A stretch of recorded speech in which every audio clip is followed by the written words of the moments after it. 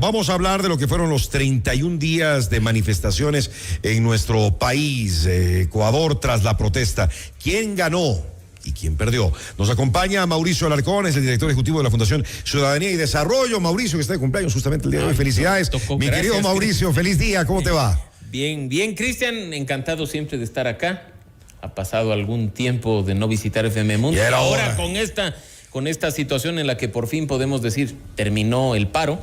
Y esperemos, sobre todo, se empiece a trabajar en la solución de esos problemas profundos que lo ocasionaron y que lo han venido ocasionando desde hace ya 2 ciclos cada 3 años, ¿no? 19, 22 y hoy 25.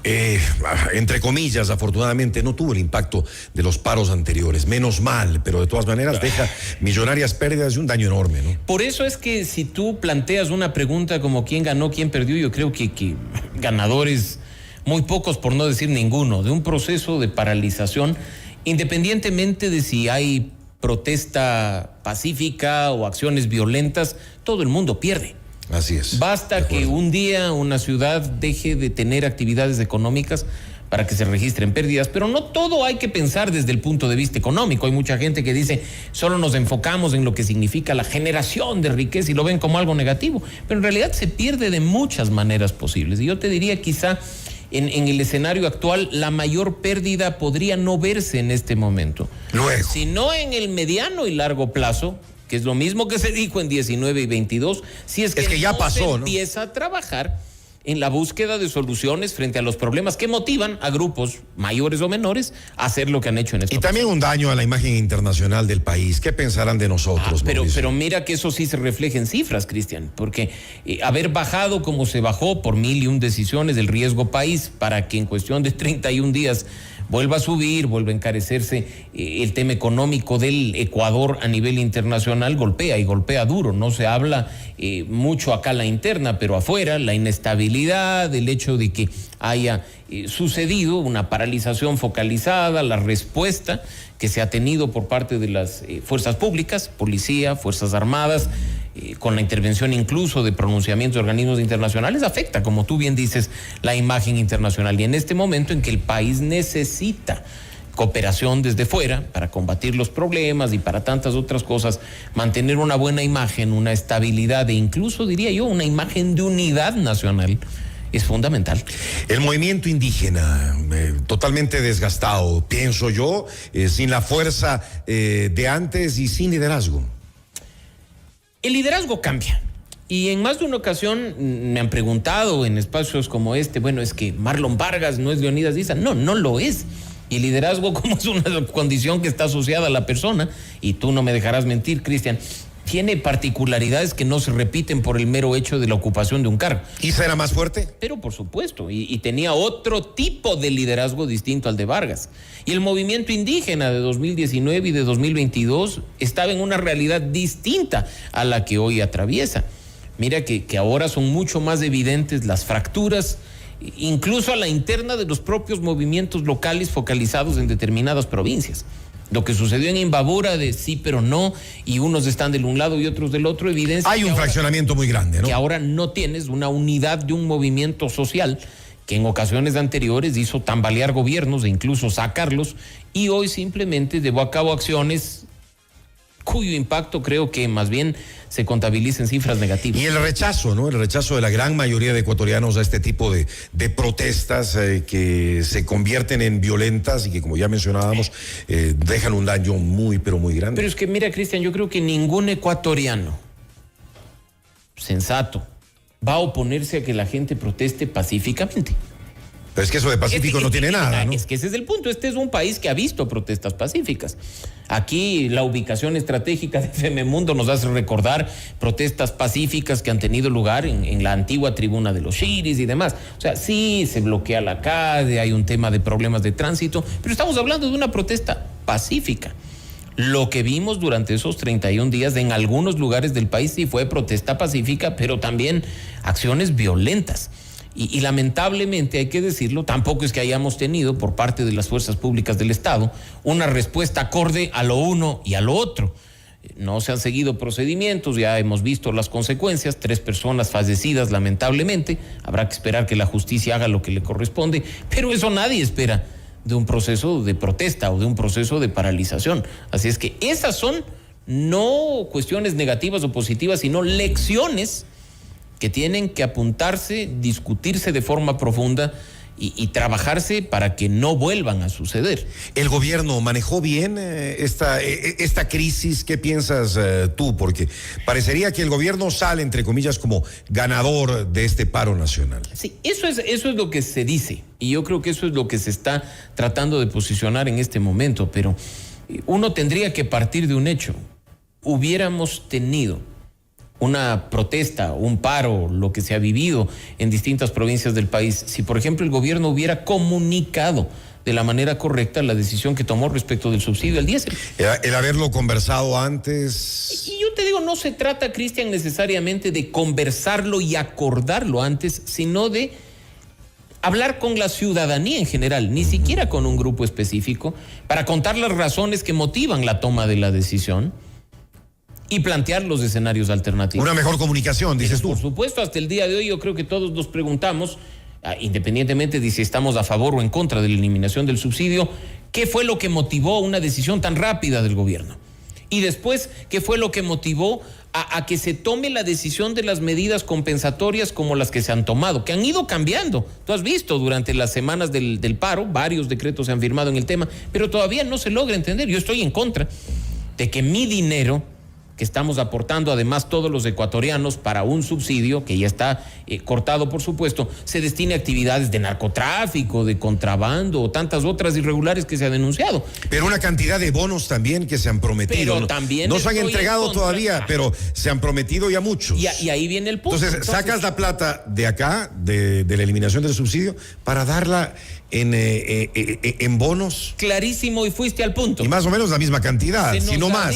Ese es el punto. Se nos ha dicho, Cristian, que al menos durante 2025, desde que se tomó la decisión, septiembre, hasta finalizar el año, nosotros ahorraríamos más o menos 320 millones de dólares con la eliminación del subsidio. Ya porque son pocos meses que quedan del año, claro. ¿Cuánto en este momento se ha destinado a las compensaciones? ¿Cuánto hemos perdido económicamente por la paralización de actividades en ciertas ciudades?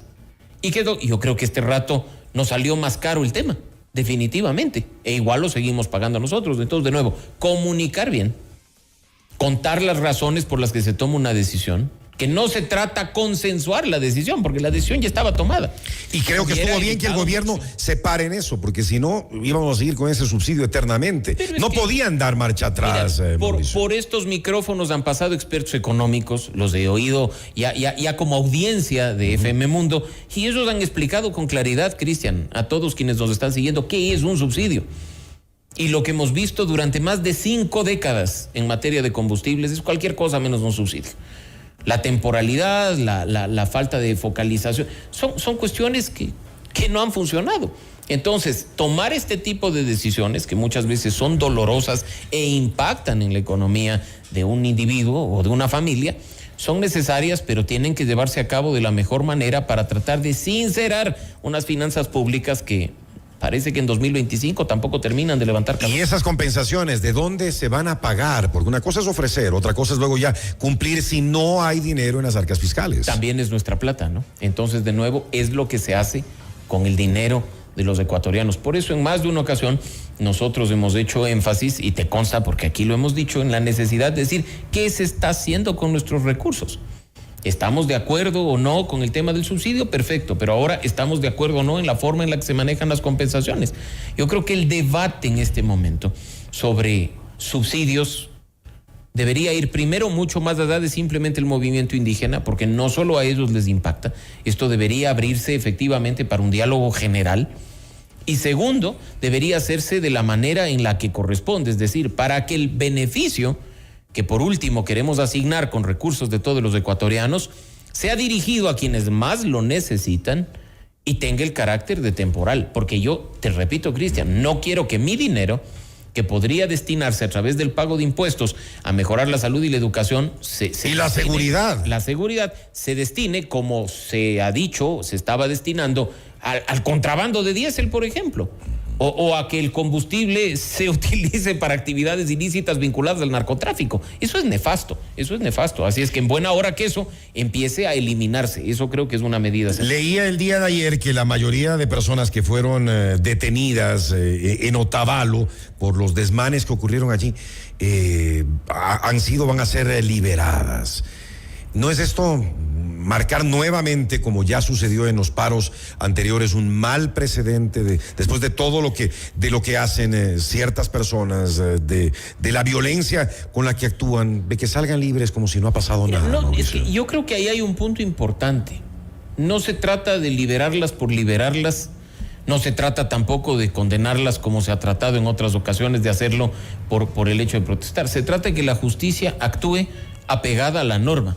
Y si tenemos ciudadanos que pasaron de la protesta pacífica a las acciones violentas, tienen que ser procesados y sancionados. Pero por supuesto, eso es lo que esperamos. Si tú me preguntas a mí a propósito del debate que hemos visto en redes sociales, muchas de las conductas que hasta circularon en videos, con todo respeto, no corresponden a actos de terrorismo. Y la gente decía, júzguenles por terrorismo. Por favor, o sea, terrorismo es el coche bomba que estalló en Guayaquil. Ese es un acto de terrorismo. Terrorismo no es atravesarle el pie a una persona, aunque mucha gente lo considere así, con una punta de una lanza. O sea, por favor, hay que poner las cosas en el derecho penal, particularmente en la proporción que corresponde. Entonces sí que la justicia actúe, que sancione, porque además es necesario, si hay el cometimiento de delitos, que estos no queden en la impunidad, ni para los manifestantes, ni para quienes en la fuerza pública actuaron por fuera de los procedimientos y de los protocolos, costando la vida de 3 personas, pero que se haga lo que se tenga que hacer. Si no, tú estás cayendo en una conducta que simplemente no nos lleva a nada y como bien lo señalas, va a seguir como bola de nieve generando efectos de impactos una y otra vez. ¿Qué lecciones nos debe dejar esta nueva paralización que ha sufrido el país? Mira, la necesidad de crear definitivamente y de manera permanente un espacio de diálogo, Cristian. O sea, yo creo que a este país le falta diálogo. Y no se trata de un diálogo como algunas personas creen, en el que simplemente te abres y cedes a todo lo que te dicen. No, se trata de un espacio en el que tengamos la capacidad de decir las cosas y de escuchar al otro. De un diálogo en el que además estén representados la mayor cantidad, porque siempre todos es difícil, pero la mayor cantidad de sectores de la sociedad, el sector económico, el sector productivo, el sector social, el movimiento indígena, para discutir sobre los problemas que atraviesa el país y trabajar juntos en la búsqueda de soluciones. Esos procesos de diálogo tienen que idealmente estar mediados de forma profesional y técnica por alguien independiente.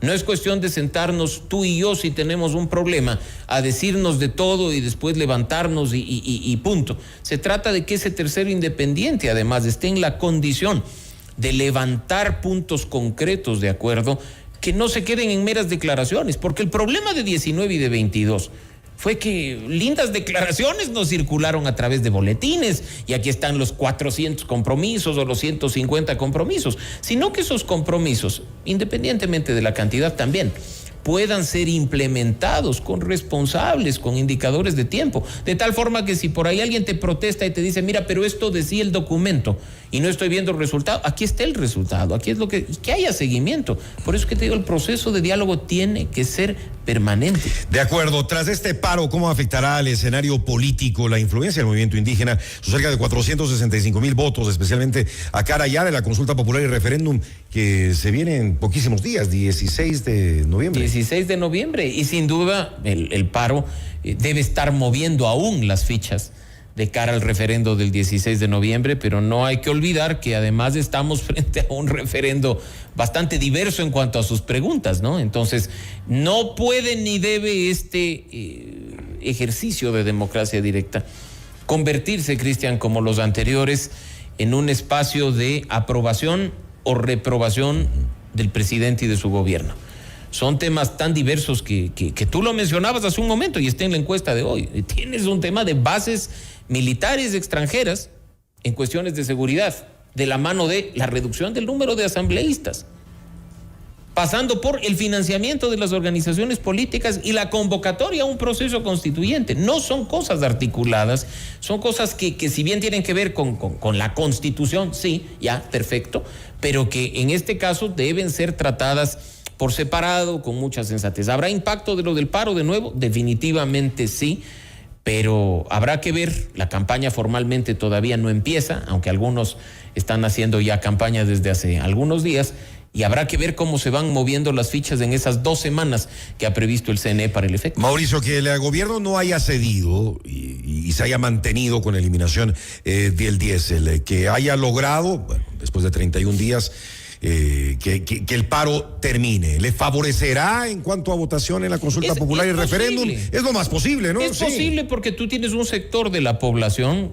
que quiere ver a un gobierno firme, de mano dura, que no cede a las pretensiones de nadie, mucho menos si representa, lo hemos visto en varios temas de expresión en redes sociales, en medios de comunicación, si representa a un grupo pequeño de gente. Entonces, tú tienes un sector de la población que quiere firmeza, y es lo que te dice. Sin duda ellos estarán muy satisfechos por lo que ha hecho el gobierno nacional en estos 31 días, por el resultado del fin del paro, sin haber cedido 1 milímetro, y ahora dirán, eso es lo que queremos y hay que apoyarle de cara al referendo. Lo que del otro lado, y bien lo decías también, con el movimiento indígena y las consecuencias de lo que se ha vivido, probablemente están en la posición totalmente contraria. No sé si te vuelvo a ver desde aquí hasta la consulta popular, Mauricio. ¿Crees que gane el sí en las 4 preguntas? Mira, hemos visto ya algunas encuestas que han circulado en los últimos días, y en todas ellas hay una balanza inclinada un poco más hacia un resultado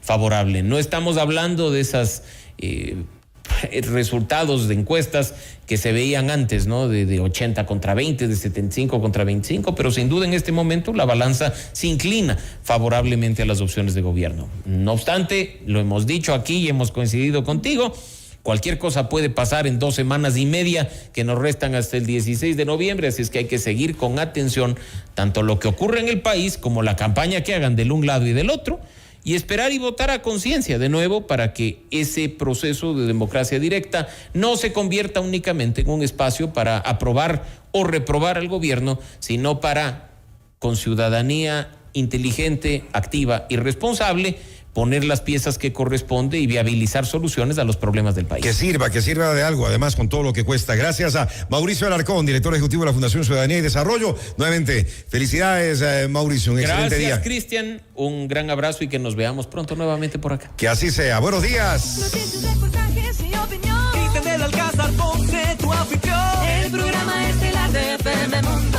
Tu revista